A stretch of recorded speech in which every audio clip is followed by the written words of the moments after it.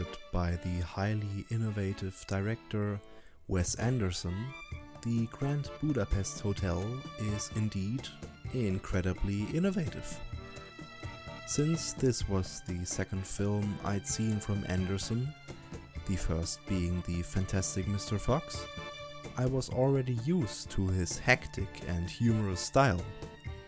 But many differences are of course immediately recognizable.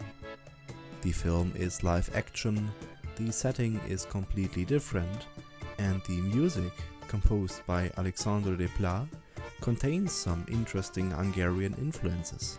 But in fact, a lot has stayed the same in order to preserve the classic Anderson look. Montages, dark humor, fast and powerful cuts, and particularly interesting, the constant eye-level shots of what is happening, which almost seems overused, yet never annoying. The genre of the film also helps here, of course.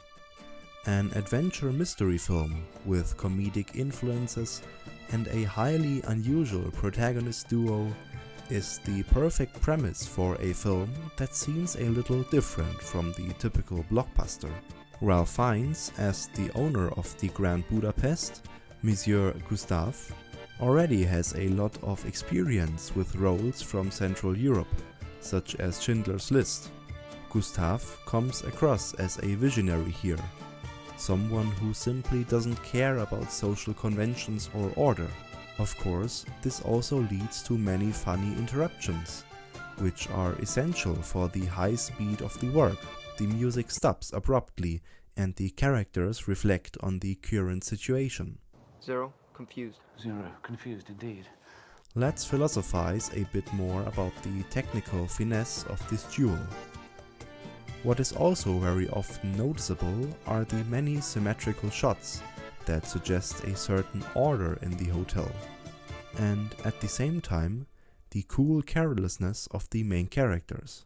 The end result of this is, of course, a lot of cuts, which, interestingly enough, were all placed very conscientiously and with an intention, for example to show a little visual comedy. But this uniqueness and innovation is not only evident in the technical elements of the film. While the messages Grand Budapest Hotel aims to convey appear in other films as well, the way they are presented is quite noteworthy. Excessive materialism, criticism of snobby fine language. You see, there are still faint glimmers of civilization left in this barbaric slaughterhouse that was once known as humanity. Indeed, that's what we provide in our own modest, humble, insignificant... Oh, fuck it. And pathetic analysis of great works of art are all presented with appealing wit. And for me personally, the 5:4 format, which is hardly ever used in today's media landscape, is particularly appealing. A bygone era of old nostalgia is successfully addressed here, as the film is also set in 1932. This even goes so far that an informative warning appears before the film, telling you to please switch your television set to 5:4. This almost square format suggests a certain formal structure.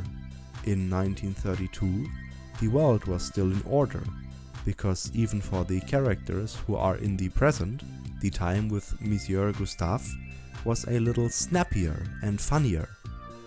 Furthermore, the film differs from Fantastic Mr. Fox in that it is, well, damn brutal. The violent amputation of fingers or other atrocities definitely show the age difference between the audiences of both films. Fantastic Mr. Fox both suggests and hints at violence, while this film is at some points more than just a family film, not to mention that it has a very cynical sense of humor. And only occasionally does the film go so far as to visibly enhance dramatic moments or moments of special importance by placing a theatric spotlight on the characters. This feature makes the film look like a play in some places, which of course again underlines the comedy and the casual nature of the work. Now that I've listed and examined all of these cinematic features, one question remains. Well, what is the Grand Budapest Hotel actually about? What raison d'etre does this film have? Well, I think the film is a statement to the medium of film itself. Many special techniques and styles were used.